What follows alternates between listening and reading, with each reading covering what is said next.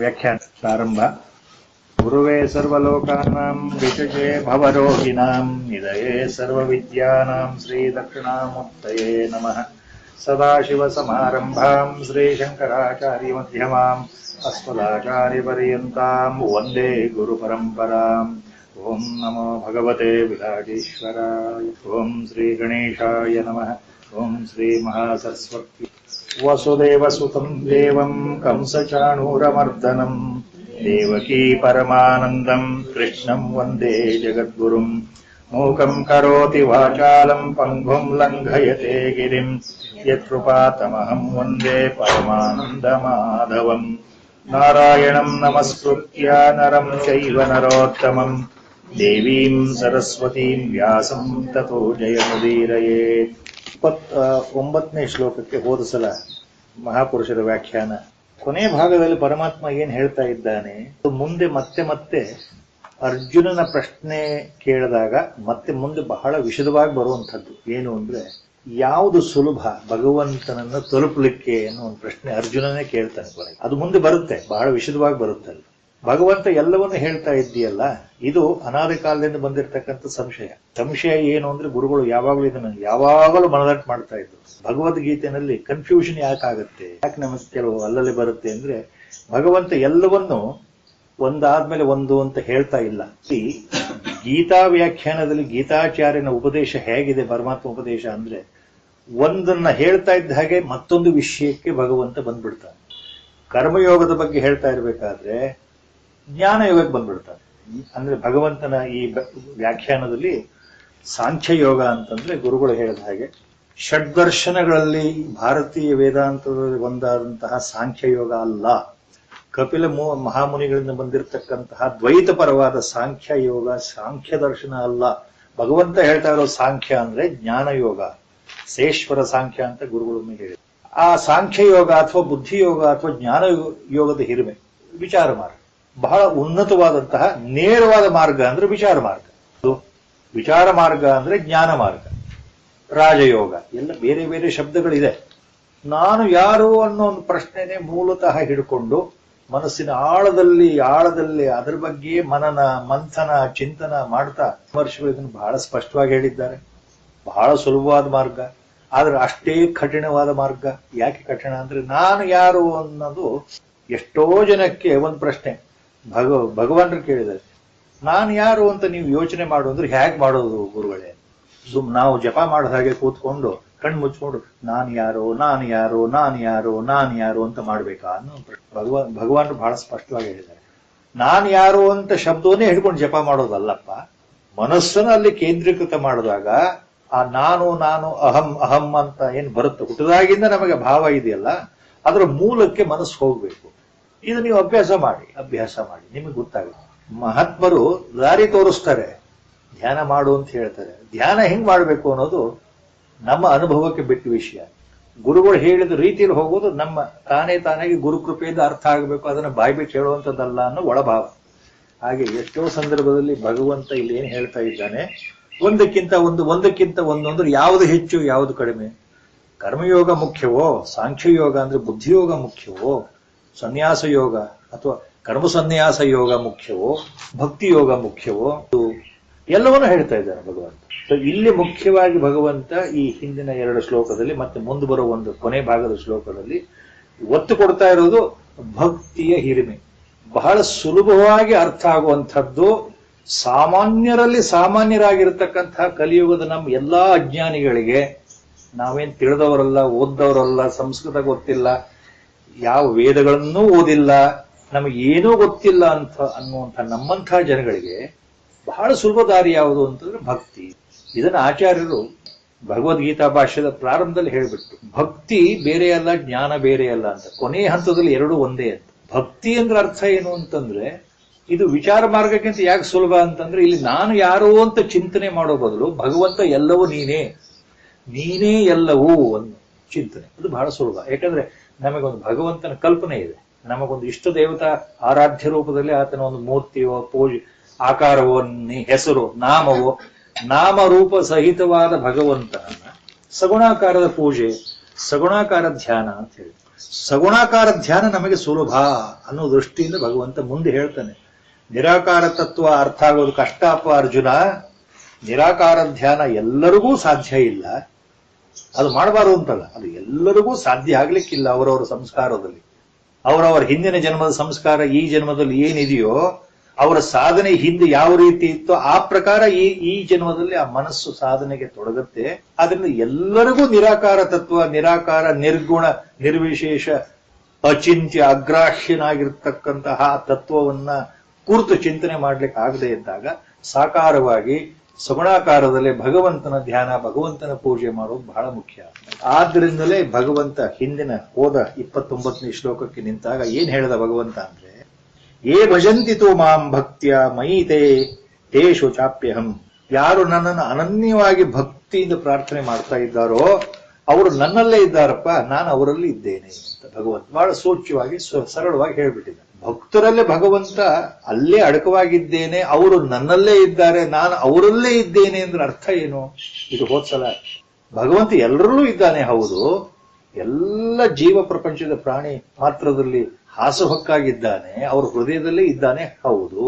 ಮತ್ತೆ ಭಕ್ತರ ಹೃದಯದಲ್ಲಿ ಬಹಳ, ಇದು ಒಂದನ್ನೇ ಉದಾಹರಣೆ ತಗೊಂಡು ಭಗವಂತ ಯಾಕೆ ಹೇಳ್ತಾ ಇದ್ದಾನೆ?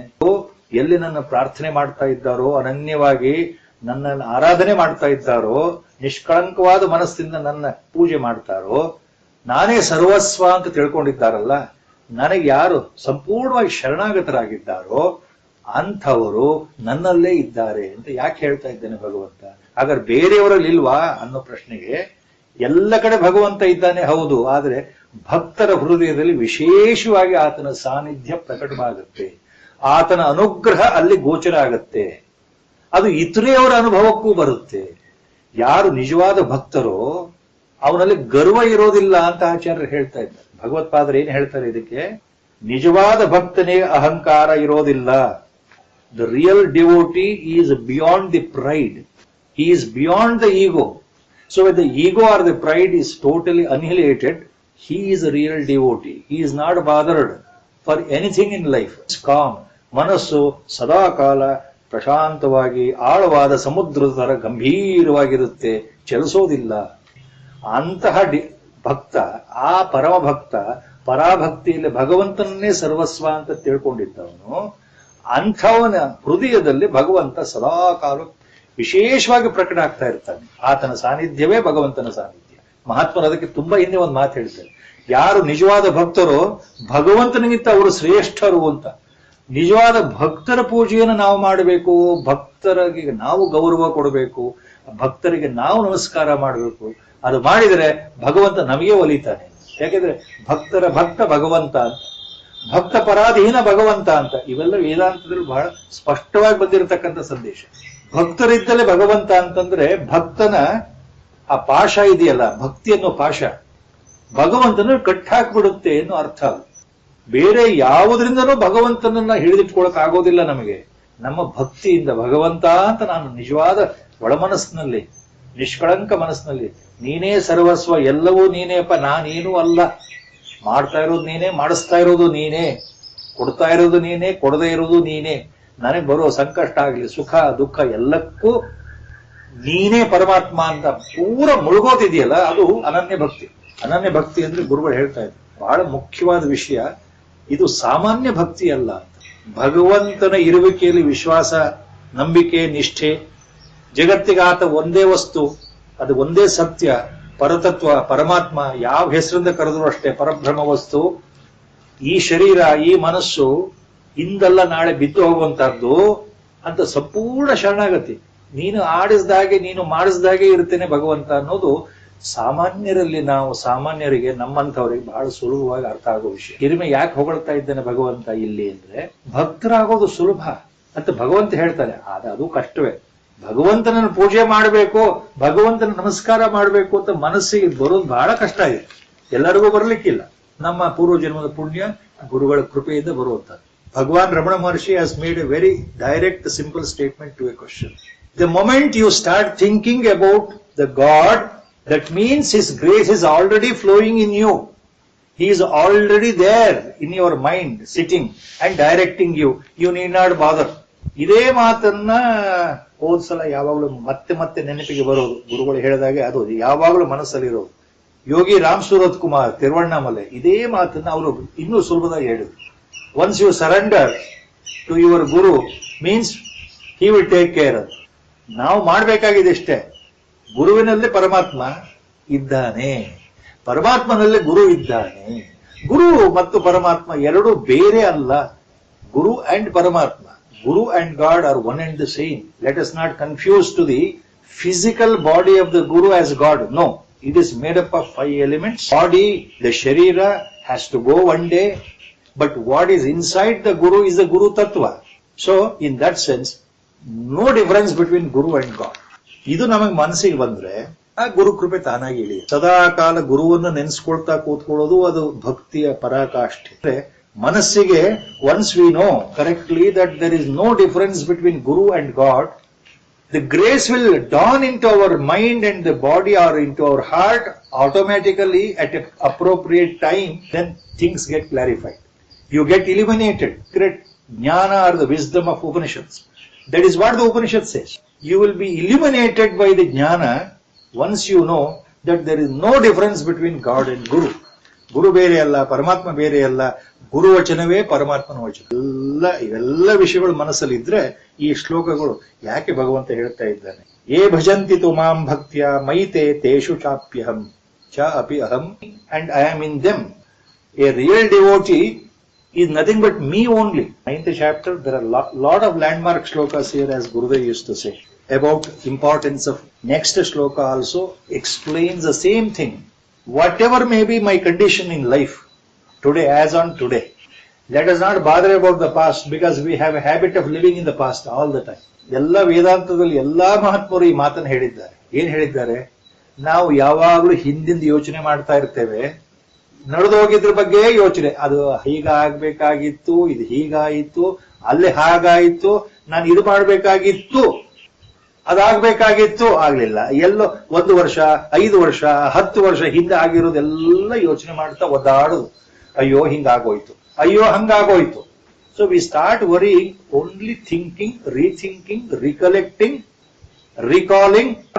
Along with that we always think of the future events which have not yet occurred in our life.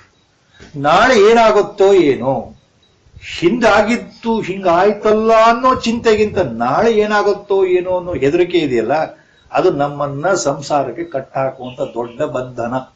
That is the greatest bondage we have in our life. Thinking or brooding, recollecting the past events and suffering, and thinking about the future events and again suffering is our nature in life. That is why we are in bondage all the time. That's what, when we compare our worldly life, we see a lot of evil people, demonic people. ಅತ್ಯಾಚಾರ, ಕೊಲೆ, ಸುಲಿಗೆ, ದರೋಡೆ, ಸುಳ್ಳು, ವಂಚನೆ, ದಗ, ಮೋಸ, ಜಗತ್ತಿನ ತುಂಬ ಎಲ್ಲ ಜನಗಳು ತುಂಬಿಕೊಂಡಿದ್ದಾರೆ.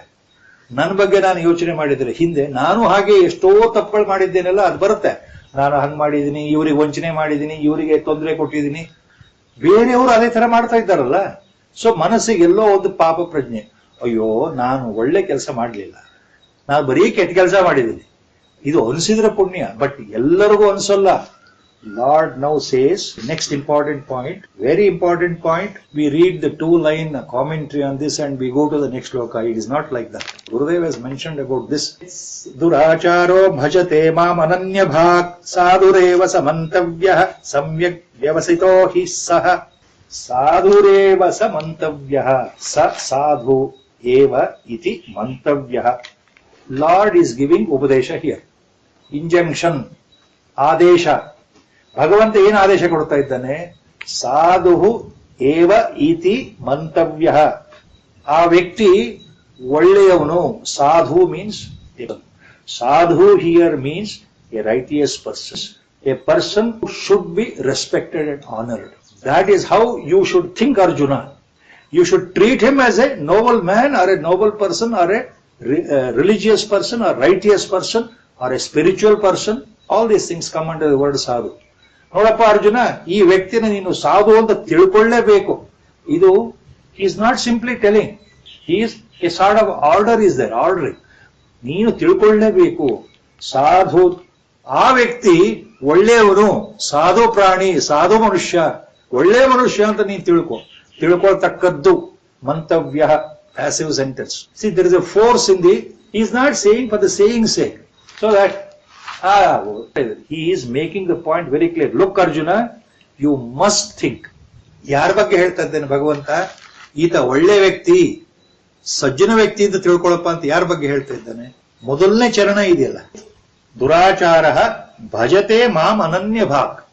ಮಾಂ ಅನನ್ಯ ಭಾಕ್ ಭಜತೆ, ಮಾಂ ನನ್ನನ್ನು, ಅನನ್ಯ ಭಾಕ್ ಭಕ್ತಿಯಿಂದ, ನಿಜವಾದ ಭಕ್ತಿಯಿಂದ, ಸದಾಕಾಲ ನನ್ನನ್ನೇ ಸ್ಮರಿಸುವಂತಹ ಭಾವದಿಂದ, ಅನವರತ ನನ್ನ ಬಗ್ಗೆನೇ ಆತ ಇಟ್ಟಿರತಕ್ಕಂತಹ ಶ್ರದ್ಧೆಯಿಂದ ನನ್ನನ್ನ ಯಾರು ಭಕ್ತಿಯಿಂದ ಸದಾಕಾಲ ಭಜಿಸ್ತಾ ಇರ್ತಾರೋ, ಅನನ್ಯ ಭಾಕ್.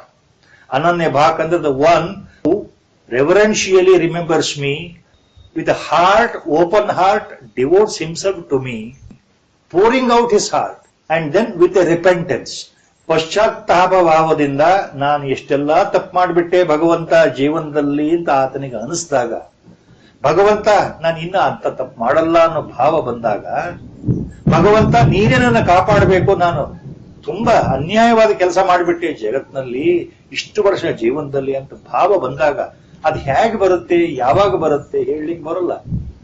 ಎಲ್ಲಾ ದುರಾಚಾರಿಗಳಿಗೂ ಬರುತ್ತಾ? ಇಲ್ಲ. ಆತನಲ್ಲಿ ಭಗವತ್ ಕೃಪೆ ಇಳಿದ್ರೆ ಮಾತ್ರ ಭಾವ ಬರುತ್ತೆ. ಸೊ ಒಂದು ವೇಳೆ ಎಂತಹ ದುರಾಚಾರಿಯಾದ್ರೂ, ಕೆಟ್ಟ ಕೆಲಸ ಮಾಡೋ ವ್ಯಕ್ತಿ ಆದ್ರೂ ಆತ ನನ್ನನ್ನ ಅನವರತ ಭಜಿಸಿದರೆ, ಚೇತ್ ದುರಾಚಾರೋ ಭಜತೆ ಮಾಂ ಅನನ್ಯ ಭಾಕ್. ಭಗವಂತ ಏನ್ ಹೇಳ್ತಾ ಇದ್ದಾನೆ? ದುರಾಚಾರಿ ವರ್ಡ್, ಆರ್ಡಿನರಿ ವರ್ಡ್, ಸುದುರಾಚಾರಿ, ಚೇತ್ ಸುದುರಾಚಾರ. Durachara means a evil person. What about the sudurachara? Sudurachara means higher than the ordinary evil person. ಕೆಟ್ಟ ಕೆಲಸ ಮಾಡೋನು, ಎಂಥ ಕೆಟ್ಟ ಕೆಲಸ ಮಾಡೋನು ಅಂದ್ರೆ ಆ ಕೆಟ್ಟ ಕೆಲಸ ಮಾಡೋರಲ್ಲೇ ಕುಪ್ರಸಿದ್ಧಿಯಾಗಿರ್ತಕ್ಕಂತಹ, ಕುಖ್ಯಾತನಾಗಿರ್ತಕ್ಕಂತಹ ಅತಿ ನೀಚರಲ್ಲಿ ನೀಚ ಅನ್ನೋದಕ್ಕೆ ಸುದುರಾಚಾರ ಅಂತೇಳಿ. ಅಂದ್ರೆ ಸಾಮಾನ್ಯವಾಗಿ ನೀಚ ವ್ಯಕ್ತಿ ಅಲ್ಲ, ಸಾಮಾನ್ಯವಾದ ಪಾಪ ವ್ಯಕ್ತಿನೂ ಅಲ್ಲ, ಅವನು ಅತ್ಯಂತ ಪಾಪಿ, ಅತ್ಯಂತ ನೀಚ ಅಂತ ಹೇಳ್ತಾ ಇದ್ದಾನೆ ಭಗವಂತ. ಸುದುರಾಚಾರ. ಒಂದು ವೇಳೆ ಯಾರು ಅತ್ಯಂತ ನೀಚರಾಗಿದ್ದಾರೋ ಜೀವನದಲ್ಲಿ, ಬುದ್ಧಿ ತಿಳಿದಾಗಿಂದ ಕೆಟ್ಟ ಕೆಲಸ ಮಾಡ್ತಾ ಇದ್ದಾರಲ್ಲ, ನಿಜವಾದ ದುರಾಚಾರಿಗಳು, ಹೆಚ್ಚಿನ ಮಟ್ಟಿನ ದುರಾಚಾರಿಗಳು, ಅಂತಹ ದುರಾಚಾರಿಗಳು ಒಂದು ವೇಳೆ ನನ್ನಲ್ಲಿ ನಿಷ್ಠೆಯಿಂದ, ಪಶ್ಚಾತ್ತಾಪ ಭಾವದಲ್ಲಿ ನನ್ನನ್ನೇ ಕುರಿತು ಅನವರ್ತ ಯಾರು ನನ್ನನ್ನು ಭಕ್ತಿಯಿಂದ ಸ್ಮರಿಸ್ತಾ ಕೂತ್ಕೊಳ್ತಾರೋ, ತಪ್ಪು ಮಾಡ್ಬಿಟ್ಟೆ ಭಗವಂತ, ಇಷ್ಟೆಲ್ಲ ನನ್ನ ಕೈಯಿಂದ ಇಷ್ಟು ವರ್ಷ ಆಗೋಯ್ತಲ್ಲ ಅನಾಚಾರ, ಇನ್ನು ನಾನು ಮಾಡಲ್ಲ ಅನ್ನೋ ಭಾವ, ನನಗೆ ನೀನೇ ಉದ್ಧಾರ ಮಾಡು ಅನ್ನೋ ಭಾವ, ನೀನೇ ಜಗತ್ ರಕ್ಷಕ, ಅನಾಥ ರಕ್ಷ, ನನ್ನನ್ನು ಉದ್ಧರಿಸು ಅನ್ನೋ ಭಾವ, please lift me. So it is a real heart to heart feeling pouring out from this person's heart, because ultimately he takes refuge at the lotus feet of the Lord. The person who has done evil deeds, at a point of time when he suddenly realizes something has happened, that I have done something wrong in my life, then he falls at the feet of the Lord with greatest devotion, real devotion, with repentance. So ಅಂತಹ ಒಬ್ಬ ಪಾಪಿಷ್ಠ ಅಂತ ನೀವು ಯಾರನ್ನ ಕರೀತೀರಿ, ಇವನು ಕೆಟ್ಟವನು ಅಂತ ನಾವು ಸಮಾಜದಲ್ಲಿ ಯಾರನ್ನ ಗುರುತಿಸ್ತೀರಿ, ಅಂತಹ ವ್ಯಕ್ತಿಯೂ ಸಹ ನನಗೆ ಶರಣಾದರೆ, ಇಫ್ ಈ ಸರೆಂಡರ್ಸ್ ಹಿಮ್ಸೆಲ್ಫ್ ಟು ಮೀ, ತನ್ನ ಅಹಂಕಾರವನ್ನ ಬಿಟ್ಟು ಭಗವಂತ ಎಲ್ಲದಕ್ಕೂ ನೀನೇ ಅಪ್ಪ ಅಂತ ಶರಣಾಗತಿ ಭಾವದಿಂದ ನನ್ನನ್ನ ಸ್ಮರಿಸ್ತಾ ಕೂತ್ಕೊಂಡ್ರೆ, ನನ್ನ ನಾಮಸ್ಮರಣೆ ಮಾಡ್ತಾ ಕೂತ್ಕೊಂಡ್ರೆ, ಪಶ್ಚಾತ್ತಾಪದಿಂದ ನಾನೆಲ್ಲ ಮಾಡ್ಬಿಟ್ನಲ್ಲಪ್ಪ ಅನ್ನೋ ಭಾವದಿಂದ ಇನ್ನು ನೀನ್ ನನ್ನ ಕಾಪಾಡು ಅಂತ ಹೋಗಿ ಕೂತ್ಕೊಂಡ್ ಕೂಡಲೇ ಭಗವಂತ ಒಲಿದಾನೆ ಅಂತಲ್ಲ, ಮನಃಪರಿವರ್ತನೆ. ಯಾರಲ್ಲಿ ಅಂತಹ ಮನಪರಿವರ್ತನೆ ಆಗ್ತಾ ಇದೆಯೋ ಅಂತಹ ಕೆಟ್ಟ ವ್ಯಕ್ತಿ ಸಹ ಸಾಧುರೇವಸ ಮಂತವ್ಯ, ಸಾಧು ಏವ ಮಂತವ್ಯ. ಅವನನ್ನ ಒಳ್ಳೆಯವನು ಅಂತ ತಿಳ್ಕೋಬೇಕಪ್ಪ ಅರ್ಜುನ, ಕೆಟ್ಟವನು ಅಂತ ನೋಡೋದಲ್ಲ. ಹೌದು, ಒಂದು ಕಾಲದಲ್ಲಿ ಕೆಟ್ಟ ಕೆಲಸ ಮಾಡ್ತಾ ಇದ್ದ, ಯಾಕೆ? ಅವನಿಗೆ ಈಗ ಬುದ್ಧಿ ಬಂದಿದೆ.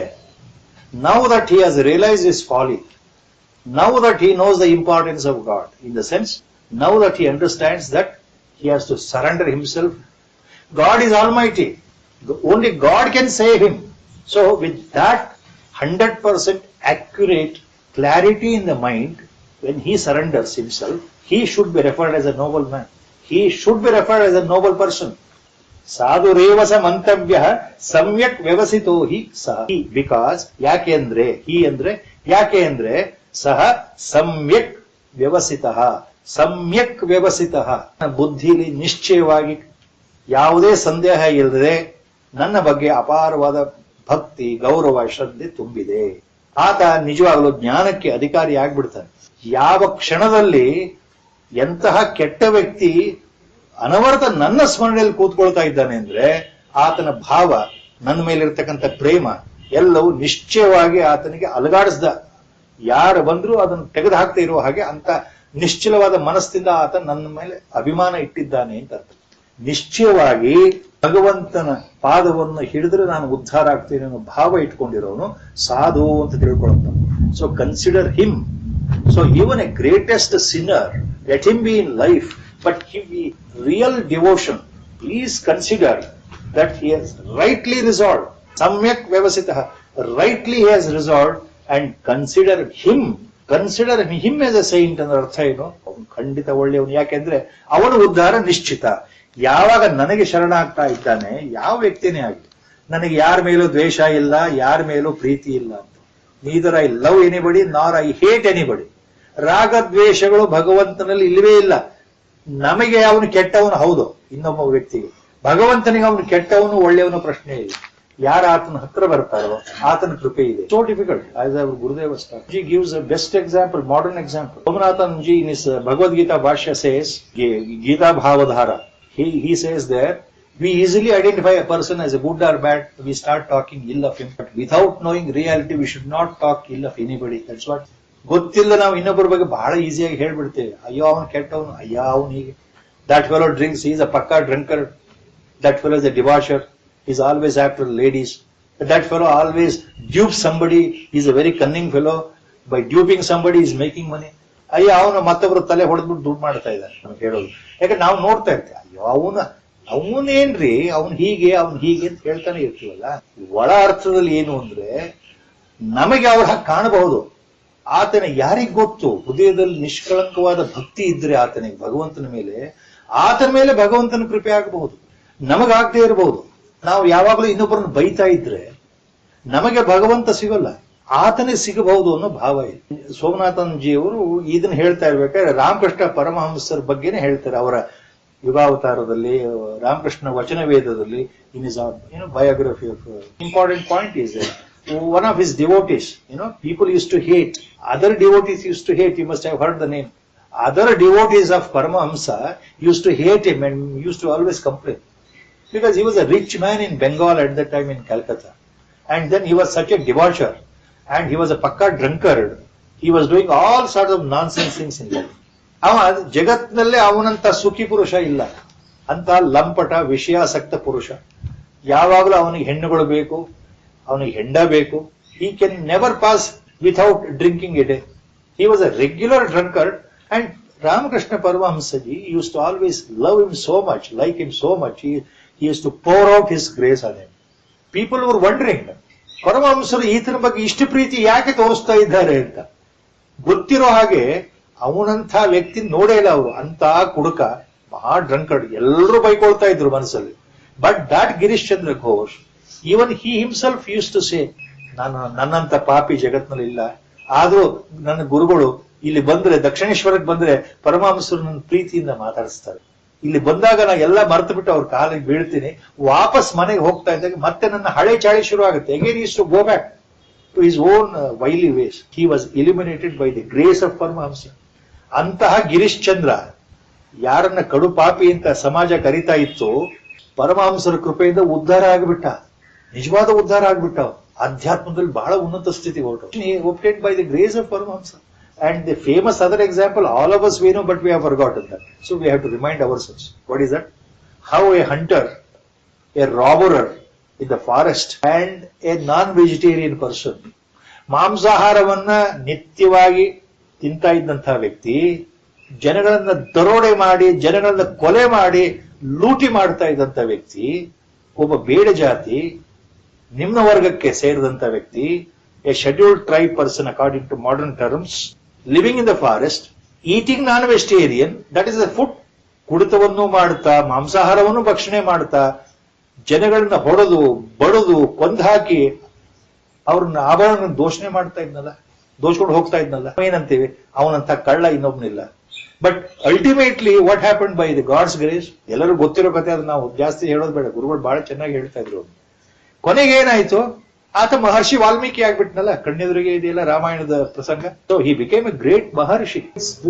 ಅಪಿಚೇತ್ ಸುದುರಾಚಾರ ಸುದುರಾಚಾರ ಕಡುಪಾಪಿ ಭಜತೆ ಮಾಂ ಅನನ್ಯ ಭಾಗ್ ಸಾಧುರೇವ ಸ ಮಂತವ್ಯ ಸಮ್ಯಕ್ ವ್ಯವಸಿತೋ ಹಿ ಸಹ. Importance of bhakti. Importance of bhakti ಅಂದ್ರೆ path of devotion, which is easy compared to any other path. For some people this is easy. That's what he is referring. He is not saying that all of you should follow only this path. He is giving you ideas. ಸುಲಭವಾಗಿರೋ ಮಾರ್ಗ ನೀವು ಯಾವುದು ಅಂತ ಕೇಳಿದ್ರೆ, ನೋಡಪ್ಪ, ನನ್ನನ್ನ ಭಜಿಸು, ನನ್ನ ಆರಾಧನೆ ಮಾಡು. ನಾನು ಅಂದ್ರೆ ಇಲ್ಲಿ ಭಗವಂತನ ಬಗ್ಗೆ ಹೇಳ್ತಾರೆ. ಯಾರು ಭಗವಂತನ ಆರಾಧನೆ ಮಾಡ್ತಾ ಇದ್ದಾರೋ ಬಹಳ ಸುಲಭ ಭಗವಂತನನ್ನು ಪಡೆಯೋದು. ಭಗವಂತ ಅಲ್ಲಿ ವಾಸವಾಗಿ ಬಿಡ್ತಾನೆ. ಆತನ ಕೃಪೆ ಅವ್ರಿಗೆ ಗೊತ್ತಿಲ್ಲದೆ ಹರಿತಾ ಇರುತ್ತೆ. ಸಮ್ಯಕ್ ವ್ಯವಸ್ಥಿತ ಅಂತಹ ವ್ಯಕ್ತಿ ಎಷ್ಟೇ ತಪ್ಪು ಮಾಡಿರಲಿ, ಆತನಿಗೆ ಸರಿಯಾದ ತಿಳುವಳಿಕೆ ಬಂದಿದೆ, ಭಗವಂತನ ಬಗ್ಗೆ ಗೊತ್ತಾಗಿದೆ, ನನ್ನ ಕಾಪಾಡೋದು ಭಗವಂತ ಅಂತ. ಅಂತಹ ದುರಾಚಾರಿ ಏನಾಗತ್ತೆ ಮುಂದೆ?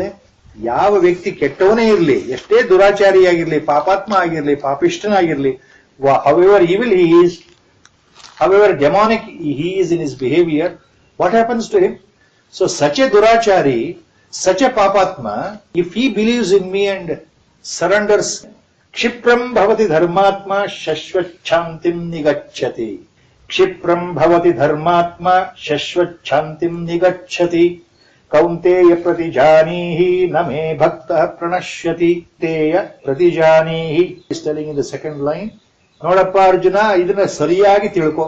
ಪ್ರತಿಜಾನೀಹಿ, remember this, understand this, always without fail have this point in the mind. Always he is hammering the point. ಪ್ರತಿಜಾನೀಹಿ ಮೀನ್ಸ್ ಸುಮ್ಮನೆ ನೋಡಪ್ಪ ಅಂತ ಹೇಳ್ತಾ ಇಲ್ಲ, ಇದನ್ನ ಸರಿಯಾಗಿ ಅರ್ಥ ಮಾಡ್ಕೊ ಅನ್ನೋ ಆ ಶಬ್ದ. ಯಾವುದೇ ಒಂದು ಸಿದ್ಧಾಂತ ಹೇಳಿದ್ರೆ, ಒಂದ್ಸಲ ಹೇಳಿದ್ರೆ ಆಗೋಯ್ತು, ಅವ್ರು ಕೇಳಿದ್ರು ಅಂತ ಆಗುತ್ತೆ. ಆ ಸಿದ್ಧಾಂತವನ್ನು ಪದೇ ಪದೇ ನಾನು ನಿಮಗೆ ಬಿಡಿಸಿ ನೋಡಿ, ಇದನ್ನ ಮರಿಕೊಡುದು, ಡೋಂಟ್ ಫರ್ಗೆಟ್ ದಿಸ್ ಅಂತ if I tell 100 times, then is ನಮೇ ಭಕ್ತಃ ಪ್ರಣಶ್ಯತಿ. whoever is my devotee will always prosper. He will go to the highest level because of my grace. ನನ್ನ ಕರುಣೆಯಿಂದ ಯಾವ ನನ್ನ ಭಕ್ತ ಇದ್ದಾನೆ, ಯಾವತ್ತಿಗೂ ಯಾವ ಕಾಲದಲ್ಲೂ ಯಾವ ಅವಸ್ಥೆನಲ್ಲೂ ಅವನು ನಾಶವಾಗುವುದಿಲ್ಲಪ್ಪ. ಇದು ನನ್ನ, ಯಾರು ಎಷ್ಟೇ ದುರಾಚಾರಿಯಾಗಿದ್ರು ಅಂತವನು ಕ್ಷಿಪ್ರಂ ಭವತಿ ಧರ್ಮಾತ್ಮ. ಕ್ಷಿಪ್ರಂ ಭವತಿ ಧರ್ಮಾತ್ಮ ಅಂದ್ರೇನು? ಬಹಳ ಬೇಗ ಆತ ಧರ್ಮಾತ್ಮನಾಗ್ಬಿಡ್ತಾನೆ. ಪಾಪಿಯಾದವನು ಪುಣ್ಯ ಪುರುಷ ಆಗ್ಬಿಡ್ತಾನೆ ಅಂತ ಧರ್ಮಾತ್ಮ ಅಂದ್ರೆ. ಗೊತ್ತಿಲ್ಲದೆ ಆತ ಧರ್ಮ ಮಾರ್ಗಕ್ಕೆ ಬಂದ್ಬಿಡ್ತಾನೆ. ಅವನು ಏನು ಕೆಟ್ಟ ಕೆಲಸ ಮಾಡ್ತಾ ಇದ್ನೋ ತಾನಾಗೆ ನಿಧಾನವಾಗಿ ಬಿಟ್ಟು ಹೋಗುತ್ತೆ ಅಂತ.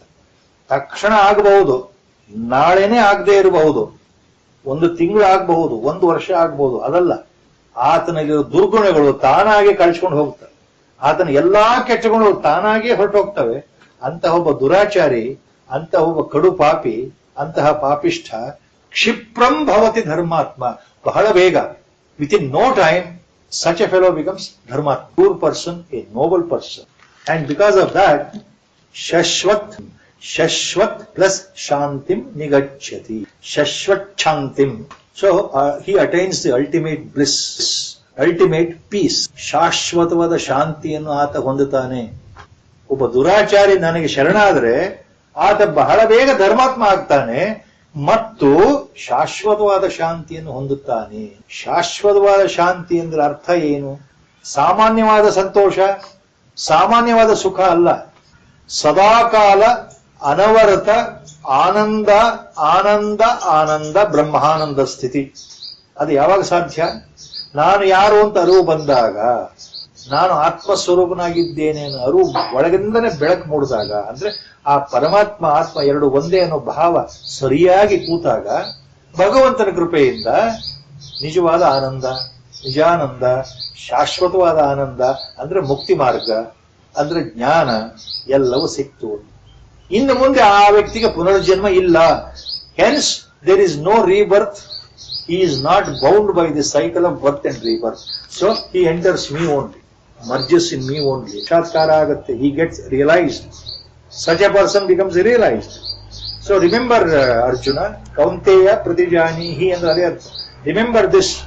So my devotee will never perish. My devotee will never fall. Nam Guru, this phrase always used to take out in refer. Name Bhakta Pranashyati. 2-3 times he has referred this. Please follow what, not once or twice. All of a sudden he has used the word. He remembers a small phrase here and there. Sutre Manigana Iva. I don't know, he must have prompted me only because I have nothing to say. I can never ask anything to Gurudev. Okay? Gurugaru ಎದುರಿಗಿದ್ದಾಗ ನೋಡ್ಲಿಕ್ಕೂ ಭಯ, ಅವ್ರ ಕಡೆ ಹೀಗೆ ನೋಡ್ಲಿಕ್ಕೆ ಭಯ, ಇನ್ನು ಕೇಳೋದಂತೂ ದೂರ. ನಮೇ ಭಕ್ತ ಪ್ರಣಶ್ಯತಿ ಅಂತ ಭಗವಂತ ಹೇಳ್ತಾ ಇದ್ದಾನಲ್ಲ ಗುರುದೇವ ಭಗವದ್ಗೀತೆಯಲ್ಲಿ. ಆ ಒಂದು ಜನ್ಮದಲ್ಲೇ ಆತನಿಗೆ, ಆ ಭಕ್ತನಿಗೆ ಭಗವಂತ ಸಂಪೂರ್ಣ ಕೃಪೆ ತೋರಿಸ್ತಾನ. ಕಾರಣಾಂತರದಿಂದ ಆ ಭಕ್ತನಿಗೆ ಕೆಲವು ಪ್ರಾರಬ್ಧ ಅನುಭವಿಸೋದು ಬಲವಾಗಿದ್ರೆ ಮತ್ತೆ ಮುಂದಿನ ಜನ್ಮಕ್ಕೆ ಹೋದಾಗ ಅಲ್ಲಿ ಭಗವತ್ ಕೃಪೆ ತಾನಾಗೇ ಸಿಗುತ್ತ. ನನ್ನ ಭಕ್ತ ನ ಪ್ರಣಶ್ಯತಿ, ನಾಶವಾಗಲ್ಲ. He is not destroyed. Devotee will never perish. ಮೇ ಭಕ್ತ ನ ಪ್ರಣಶ್ಯತಿ. Then Gurudev said 100% that he is a doer. Our Gurudev's words, please remember. If you believe that he is the doer, you are not the doer. Everything he is doing, you are not doing anything. For everything he is responsible, you are not responsible. Whatever you are getting is by his grace only, not by your efforts. So if you believe like that, if you lose your pride, if you lose your ego, then immediately in this birth you are elevated, you are emancipated, you are realized, you become illuminated. 100%. This is what Lord's promise. Believe him in 100%. Definitely you are emancipated ಅಂತ. ನಿಜವಾಗ್ಲೂ ನಿನಗೆ ಭಗವಂತನ ಮೇಲೆ ನಂಬಿಕೆ ನಿಷ್ಠೆ ಇದ್ದು ಎಲ್ಲ ಆತ ಮಾಡ್ತಾ ಇದ್ದಾನೆ, ನಾನೇನು ಮಾಡ್ತಾ ಇಲ್ಲ ಅನ್ನೋ ಭಾವ ಬಲವಾಗಿ ಬಂದ್ರೆ, ಆತ ಮಾಡ್ತಾ ಇರೋದು, ನನಗೆ ಬರೋ ಸುಖ ದುಃಖ ಎಲ್ಲದಕ್ಕೂ ಆತನೇ ಕಾರಣ ಅಂತಂದ್ರೆ ಎಲ್ಲವೂ ಆತನಿಗೆ ಬಿಟ್ಟಿದ್ದು, ನನಗೆ ಸಂಬಂಧವೇ ಇಲ್ಲ. ಶರೀರ ಭಾವ ಬಿಡೋದಾದ್ರೆ, ನಾನು ಅನ್ನೋ ಭಾವ ಬಿಡೋದಾದ್ರೆ, ಎಲ್ಲ ನೀನೇ ಅಪ್ಪ ಅನ್ನೋ ಭಾವ ಬರೋದಾದ್ರೆ, ಈ ಜನ್ಮದಲ್ಲಿ ಈ ಕ್ಷಣದಲ್ಲಿ ನಿನ್ಗೆ ಸಾಕ್ಷಾತ್ಕಾರ ನಿಶ್ಚಿತ ಅಂತ ಗುರುಗಳೇ ಹೇಳಿದ್ರು. ನಮೇ ಭಕ್ತ ಪ್ರಣಶ್ಯತಿ. In another context was there here in the mind. Whatever guru says it is always there recorded. His upadesha is always there. At one point, his Vedanta is very clear. There is no difference between God and Guru. ನಿರಾಕಾರ ತತ್ವ, ಭಗವತ್ ತತ್ವ ನಮ್ಮ ಬುದ್ಧಿಗೆ ಮೀರಿದ್ದು, ಮನಸ್ಸಿಗೆ ಮೀರಿದ್ದು, ಅಖಂಡವಾಗಿ ಸರ್ವಜ್ಞ ರೂಪದಲ್ಲಿ ಅದನ್ನು ಹೇಳಲಿಕ್ಕೂ ಬರಲ್ಲ.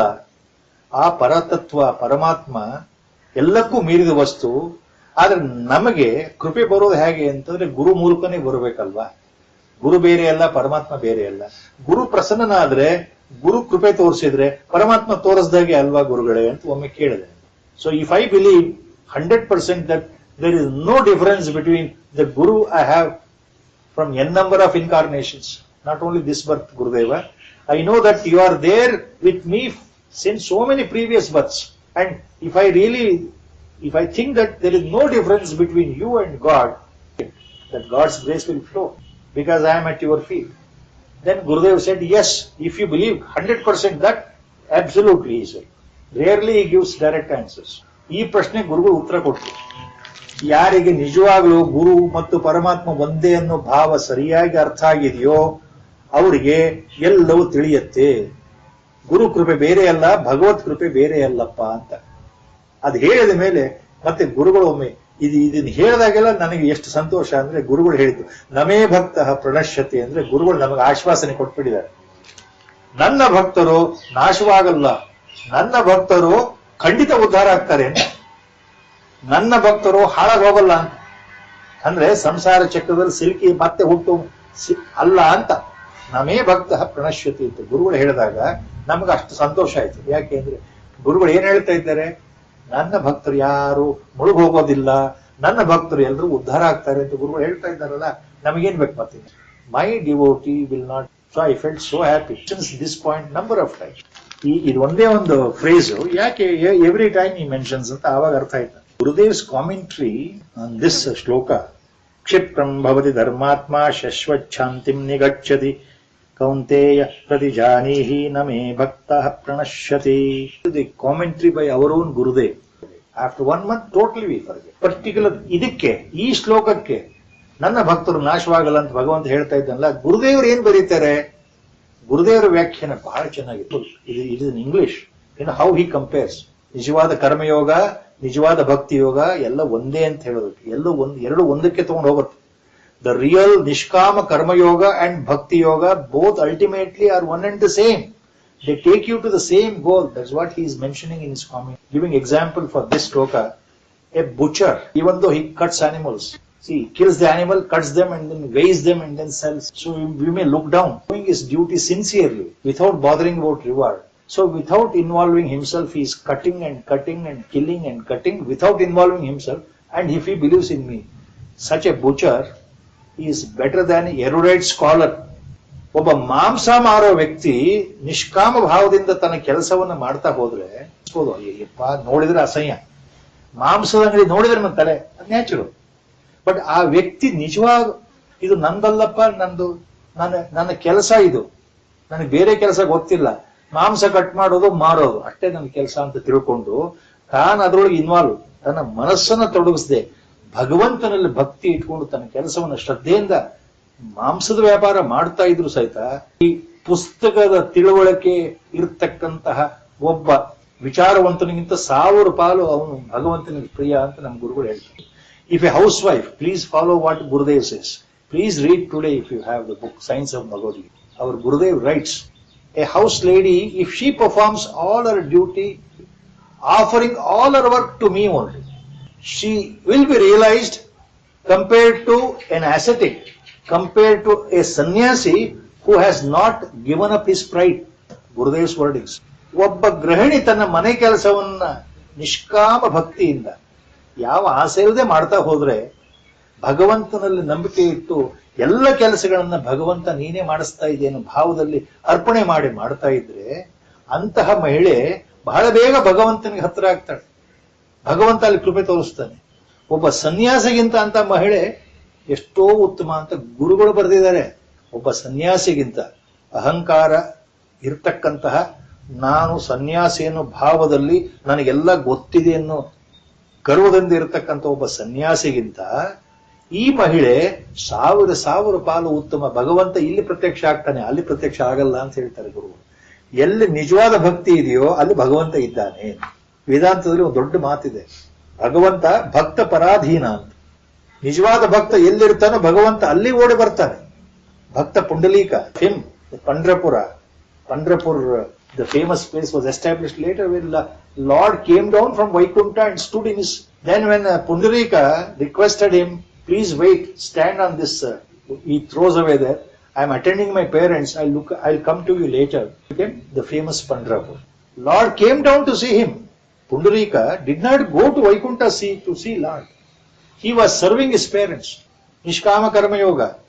ಭಗವಂತನಲ್ಲಿ ಭಕ್ತಿ, ನನ್ನ ಕರ್ಮವನ್ನು ಶ್ರದ್ಧೆಯಿಂದ ಮಾಡೋದು, ಇವೆರಡೂ ಇಂಪಾರ್ಟೆಂಟ್. ಸದಾಕಾಲ ಭಗವಂತನನ್ನ ಸ್ಮರಿಸಿಕೊಂಡು ನನ್ನ ಕೆಲಸ ನಾನು ಮಾಡ್ತಾ ಇದ್ರೆ ಸಾಕು ಅಂತ ಗುರುಗಳೇ ಹೇಳಿದ್ದಾರೆ. You need not do anything more, that will take you ನಲ್ಲಿ ಅಂತ. ಆದ್ರಿಂದ ಈ ಶ್ಲೋಕಗಳೆಲ್ಲ ಬಹಳ ಮುಖ್ಯ. ಮೇ ಭಕ್ತ ಪ್ರಣಶ್ಯತೆ ಅಂದ್ರೆ next 32nd shloka, very interesting. Lot of controversies some people have put on this. I will not go into the controversies, it will take more than 1 hour. But I will come back to what our acharyas have said, what Mahapurushas have said. ನಮಗೆ ಅದು important. ಯಾರು ಬೇರೆಯವರು ಏನ್ ಹೇಳಿದ್ರು ಅಲ್ಲ ಮುಖ್ಯ. ನಮಗೆ ನಿಜವಾದ ಸಂತರು, ಮಹಾಪುರುಷರು, ಬ್ರಹ್ಮಜ್ಞಾನಿಗಳು ಏನ್ ಹೇಳ್ತಾರೆ, ಭಗವಂತನ ವಾಣಿಯನ್ನು ಯಾವ ರೀತಿ ನಮಗೆ ವಿಶ್ಲೇಷಣೆ ಕೊಡ್ತಾ ಇದ್ದಾರೆ ಅನ್ನೋದು ಮುಖ್ಯ. ನೆಕ್ಸ್ಟ್ ಶ್ಲೋಕ, ಅಬೌಟ್ ದ ಸೇಮ್ ಭಕ್ತಿ ಯೋಗ, ಅಬೌಟ್ ದ ಇಂಪಾರ್ಟೆನ್ಸ್ ಆಫ್ ಭಕ್ತಿ ಓನ್ಲಿ. ಲಾರ್ಡ್ ಸೇಸ್, ಮಾಂ ಹಿ ಪಾರ್ಥ ವ್ಯಪಾಶ್ರಿತ್ಯ ಯೇಪಿ ಸ್ಯುಃ ಪಾಪಯೋನಯಃ ಸ್ತ್ರಿಯೋ ವೈಶ್ಯಸ್ತಥಾ ಶೂದ್ರ ತೇಪಿ ಯಾಂತಿ ಪರಾಂ ಗತಿಂ. ತೇ ಅಪಿ ಯಾಂತಿ ಪರಾಂ ಗತಿಂ. ಈ ಯಾಂತಿ ಪರಾಂ ಗತಿಂ. ಪರಾಂ ಗತಿಂ ತೇ ಅಪಿ ಯಾಂತಿ. ಅವರೂ ಕೂಡ, ತೇ ಅಪಿ ಅಂದ್ರೆ ಅವರೂ ಕೂಡ, even such people, inclusive of all, ಪರಾಂ ಗತಿಂ ಯಾಂತಿ. ಪರಾಂ ಗತಿಂ ಅಂದ್ರೆ ಅರ್ಥ ಏನು? ಪರಮಗತಿಯನ್ನ ಹೊಂದುತ್ತಾರೆ. ಪರಮಗತಿ ಅಂದ್ರೆ ಭಗವದ್ ಧಾಮವನ್ನು ಸೇರ್ತಾರೆ. They reach the abode of God, ಪರಾಂಗತಿ. ದೇ ಡೆಫಿನೆಟ್ಲಿ ಬಿಕಮ್ ರಿಯಲೈಸ್ಡ್ ಅಂತ ಅರ್ಥ. ಯಾರು? Who are those people? People who believe in me, who take refuge in me. ಮಾಂ ಹಿ ಪಾರ್ಥ ವ್ಯಪಾಶ್ರಿತ್ಯ. ದೋಸ್ ಪೀಪಲ್, ಮಾಂ ಹಿ ವ್ಯಪಾಶ್ರಿತ್ಯ, ಟೇಕ್ ರೆಫ್ಯೂಜ್ ಇನ್ ಮೀ. ಮಾಂ ಹಿ ಪಾರ್ಥ ವ್ಯಪಾಶ್ರಿತ್ಯ ಯೇಪಿ ಸ್ಯುಪಾಪಯೋನಯಃ ಸ್ತ್ರಿಯೋ ವೈಶ್ಯಸ್ತಥಾ ಶೂದ್ರ ತೇಪಿ ಯಾಂತಿ ಪರಾಂ ಗತಿ. Such people, even such people, ಅಪಿ ಸ್ಯು, ಅಂತವರು ಕೂಡ. ಅಪಿ ಸ್ಯು ಅಂದ್ರೆ ಈವನ್ ಸಚ್ ಪೀಪಲ್ ಅಂತ ಅರ್ಥ. ಯಾರು? ಹೂ ಆರ್ ದೋ ಸಚ್ ಪೀಪಲ್? ಪಾಪಯೋನಯ ಸ್ತ್ರೀಯ ವೈಶ್ಯ ತಥಾ ಶೂದ್ರಾಹ. Specifying the words, because to avoid the confusion, why he is specifying the words? There is a reason for that. God says specifically, Papa Yonihi. Papa Yoni andre yaru? All those evil people. People indulge in adharma, totally demonic and evil in their ways and karmas, actions. All evil doers. ಯಾರ್ಯಾರು ಕೆಟ್ಟ ಕೆಲಸಗಳನ್ನ ದುಷ್ಕೃತ್ಯ ಮಾಡ್ತಾನೆ ಇದ್ದಾರೆ ಜೀವನದಲ್ಲಿ, ಅವರೆಲ್ಲ ಪಾಪ ಯೋನಿಗಳೇ, ನಿಸ್ಸಂದೇಹ. ಭಗವಂತ ಹೇಳ್ತಾ ಇದ್ದಾರೆ, ನಿಜವಾದ ದುರಾಚಾರಿಗಳೇ ಅವರು, ನಿಜವಾದ ಪಾಪ ಯೋನಿಗಳೇ. ಅದರ ಜೊತೆಗೆ ಸ್ತ್ರೀಯ ಪ್ಲೂರಲ್, ಮಹಿಳೆಯರು, ಲೇಡೀಸ್, ವೈಶ್ಯಾಹ, trading community. The Vaishya varna refers to trading community. Remember, as per Lord's injunction in Bhagavad Gita, it doesn't refer to the caste. The caste system came later. This caste system was not there as we see it today in Kali Yuga, 21st century. It was not there 5,000 years before, at the time of Mahabharata. So is referring, Vaishyaha means trading community. ವ್ಯಾಪಾರಿಗಳು, ಎಲ್ಲ ರೀತಿಯ ವ್ಯಾಪಾರವನ್ನು ಮಾಡತಕ್ಕಂತಹವರು ವ್ಯಾಪಾರಿ. ಆ ವರ್ಣಕ್ಕೆ, ವ್ಯಾಪಾರಿಗಳಿಗೆ ವೈಶ್ಯವರ್ಣ. ಶೂದ್ರಾಹ, labour class, ಸೇವಕರು, ಪರಿಚಾರಕರು, ದಾಸರು, the servants. Every household, every royal palace, every noble man, every royal king or a queen, literally moneyed people have even today male servants at every level. The factory has got factory laborers. Laborers are servants. Wherever you go, that class is there. ಅದನ್ನ ಭಗವಂತ ಹೇಳ್ತಾರೆ. ಶೂದ್ರಾಹ ಅಂತಂದ್ರೆ ದಾಸ ವೃತ್ತಿ ಮಾಡ್ತಕ್ಕಂಥವರು, ಸೇವಕ ವೃತ್ತಿ ಮಾಡ್ತಕ್ಕಂಥವರು. ವರ್ಣಕ್ಕೆ ಸಂಬಂಧಪಟ್ಟ ಹಾಗೆ ಮಾತಾಡ್ತಾ ಇದ್ದೇನೆ ಭಗವಂತ, ಜಾತಿ ಸೂಚಕ ಹೇಳ್ತಾ ಇಲ್ಲ ಇಲ್ಲಿ. ಸೊ ಎಲ್ಲ ರೀತಿಯ ಪಾಪಿಗಳು ಒಂದು. ಸ್ತ್ರೀಯರು, ವೈಶ್ಯರು, ಇವರು ಎಲ್ಲ ವ್ಯಪಾಶ್ರಿತ್ಯ, ನನ್ನನ್ನ ಆಶ್ರಯಿಸಿದರೆ, ಎಲ್ಲರಿಗೂ ನನ್ನ ಮೇಲೆ ಭಕ್ತಿ ಬಂದರೆ. ಯಾರಿಗೆ? ಯಾರ್ಯಾರು ಪಾಪಯೋನಿಗಳು ಅಂತ ಆಗ್ಬಿಟ್ಟಿದ್ದಾರೋ, ಸ್ತ್ರೀಯರಾಗಿ ಹುಟ್ಟಿದ್ದಾರೆ, ವೈಶ್ಯರಾಗಿ ಹುಟ್ಟಿದ್ದಾರೆ, ಶೂದ್ರರಾಗಿ ಹುಟ್ಟಿದ್ದಾರೆ, ಅವರು ಎಲ್ಲರೂ ನನ್ನನ್ನ ಭಜಿಸಿದರೆ ಅಂತ ಅರ್ಥ. ಅಂದ್ರೆ ನನ್ನಲ್ಲಿ ಅತಿಯಾದ ವಿಶ್ವಾಸವನ್ನು ಇಟ್ಟರೆ, ನನ್ನಲ್ಲಿ ಆ ಅನನ್ಯವಾದ ಭಕ್ತಿಯನ್ನು ಇಟ್ಟರೆ ತೇಪಿ ಯಾಂತಿ ಪರಾಂ ಗತಿಂ, ಅವರೂ ಸಹ ಪರಮ ಪದವನ್ನು ಪಡೀತಾರೆ, ಪರಮ ಗತಿಯನ್ನು ಹೊಂದುತ್ತಾರೆ. ಯಾಕೆ ಈ ಮಾತು ಬರ್ತಾ ಇದೆ? Here what he means is people who are labour class, people who are trading class, people who are duracharis. Another category ladies. He specifying ladies. He is not saying particular lady. ಎಲ್ಲಾ ಸ್ತ್ರೀ ವರ್ಗದ ಇಟ್ಕೊಂಡು ಸ್ತ್ರೀಯ, ಮಹಿಳೆಯರು ಅಂತ ಯಾಕೆ ಹೇಳ್ತಾ ಇದ್ದಾನೆ? ಇವರಿಗೆ ಬಹಳ ಸುಲಭದಲ್ಲೇ ಭಕ್ತಿಯಲ್ಲಿ ಭಗವಂತ ಒಲಿತಾನೆ ಅಂತ ಹೇಳ್ತಾ ಇದ್ದಾನೆ ಭಗವಂತ. ನೀವು ಯಾವ ಘೋರ ತಪಸ್ ಮಾಡಬೇಕಾಗಿಲ್ಲ, ಅನುಷ್ಠಾನ ಮಾಡಬೇಕಾಗಿಲ್ಲ, ಅಷ್ಟಾಂಗ ಯೋಗ ಸಾಧನೆ ಮಾಡಬೇಕಾಗಿಲ್ಲ, ಪ್ರಾಣಾಯಾಮ ಸಾಧನೆ ಮಾಡಬೇಕಾಗಿಲ್ಲ, ರಾಜಯೋಗವನ್ನು ನೀವು ಮಾಡಬೇಕಾಗಿಲ್ಲ, ಅಥವಾ ಮಂತ್ರಯೋಗ, ವಿಚಾರ ಮಾರ್ಗಕ್ಕೆ ಬರೋದು ಬೇಕಾಗಿಲ್ಲ. ಅವೆಲ್ಲ ಕಷ್ಟವಾದ ಸಾಧನೆಗಳು. ನಿಮಗೆ ಬರೀ ಒಂದು ಸುಲಭವಾದ ಸಾಧನೆ ಇಷ್ಟು ಮಾಡಿದ್ರೆ ಸಾಕು. ಬೇರೆಯವರು ವರ್ಷಾನುಗಟ್ಟಲೆ ತಪಸ್ ಮಾಡೋದಾಗ್ಲಿ, ಧ್ಯಾನ ಮಾಡೋದಾಗ್ಲಿ, ಜಪ ಮಾಡೋದಾಗ್ಲಿ ಏನ್ ಮಾಡ್ತಾರೆ, ಆ ಫಲಗಳು ಸುಲಭದಲ್ಲಿ ಇವರಿಗೆ ಸಿಗತ್ತೆ. ಯಾರಿಗೆ? ಸ್ತ್ರೀಯರಿಗೆ, ವೈಶ್ಯರಿಗೆ, ಪಾಪಿಗಳಿಗೆ. Easily you attain me and you reach me ಅಂತ ಅರ್ಥ. So he is not talking about the caste system. Please remember, making very clear, how easy to obtain me. Certain categories of people. Illi, there is no intellectual. Ladies are hard pressed. They cannot sit for hours together for meditation. They cannot go to forest and sit for meditation because the virtue of being a lady, she is always under attack. A lady has no freedom to sit in the deep forest for meditation. Like without any male protection, lady cannot go alone. Without a male protection, lady cannot live alone. Those were the times at 5,000 years back. Mahabharata ಸಮಯದಲ್ಲಿ ಹಾಗಿತ್ತು. ಅದಕ್ಕೆ ಅವರಿಗೆ ಪುರುಷರ ತರಹ ಮಾಡಕ್ ಆಗ್ತಾ ಇರಲಿಲ್ಲ, ಸಾಧನೆ ಮಾಡ್ಲಿಕ್ಕೆ ಆಗ್ತಾ ಇರಲಿಲ್ಲ, ಜಪ ತಪ ಮಾಡ್ಲಿಕ್ಕೆ ಆಗ್ತಾ ಇರಲಿಲ್ಲ, ಹೋಮ ಹವನ ಯಾಗ ಮಾಡ್ಲಿಕ್ಕೆ ಆಗ್ತಾ ಇರಲಿಲ್ಲ, ಕಾಡಿಗೆ ಹೋಗ್ಲಿಕ್ಕೆ ಆಗ್ತಾ ಇರಲಿಲ್ಲ. ಅದಕ್ಕೆ ಅವೆಲ್ಲ ದೃಷ್ಟಿಯಿಂದ ಅದೇ ರೀತಿ ಟ್ರೇಡಿಂಗ್ ಕಮ್ಯುನಿಟಿಗೆ ವ್ಯಾಪಾರ ಮಾಡಬೇಕು, ಇಡೀ ಸಮಾಜದ ಹೊಟ್ಟೆ ತುಂಬಿಸ್ಬೇಕು. ಸೇವಕರು ಸೇವೆ ಮಾಡೋದು ಬಿಟ್ರೆ ಕೆಲಸವೇ ನಡೆಯಲ್ವಲ್ಲ. ಸೇವಕರು ಪ್ರತಿಯೊಂದು ಕ್ಷಣದಲ್ಲೂ ಬೇಕು. ಅವ್ರಿಗೆ ಬೇರೆ ಅವಕಾಶ ಇಲ್ಲ. ಹಾಗಾದ್ರೆ ಅವರಿಗೆ ಬ್ರಹ್ಮಜ್ಞಾನ ಬೇಡವಾ ಅಂತಂದ್ರೆ ಸುಲಭದಲ್ಲೇ ಅವ್ರಿಗೆ ಸಿಗುತ್ತೆ. ಭಕ್ತಿಯಿಂದ ಸ್ಮರಿಸಿದ್ರು ಸಾಕು ಅಂತ ಭಗವಂತ. He is not saying that you should not do meditation. Think of me and do your job.